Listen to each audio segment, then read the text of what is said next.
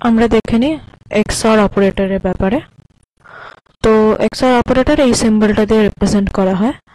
তো এরকম ভাবে লিখি আমরা A XOR B। তো এটা রেজাল্টটা কিভাবে আমরা ক্যালকুলেট করব সেটা দেখে নিই। যদি A আর B দুটোর মধ্যে একটা 1 হয় তখনই এটা রেজাল্টটা 1 হবে, কিন্তু যখন দুটোই 1 হবে তখন কিন্তু এটা রেজাল্ট 0 হবে। ঠিক আছে, this is a little different from every case. The output would be 1 only if number of 1 in the inputs are odd.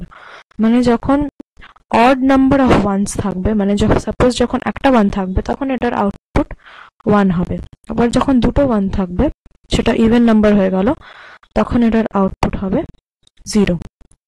এটা একটা ফর্মুলা আছে A XOR B। তো A into B complement but B into A complement।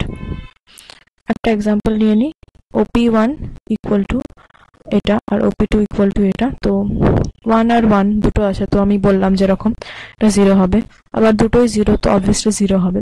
এবার দেখো 1 আর 0 এর মধ্যে একটা যখন করব তখন এটা যেহেতু একটাই 1 আছে তাই জন্য এটা আউটপুট 1 হবে। আবার পরেরটাতে যখন দুটো 1 আছে এটা আবার 0 হচ্ছে। এটাতে আবার উপরেরটা 0 নিচেরটা 1, তাই জন্য এটা আউটপুট 1। তো প্রত্যেকটা বিট বাই বিট এরকম কম্পারিজন করে আমরা রেজাল্টটা বার করব।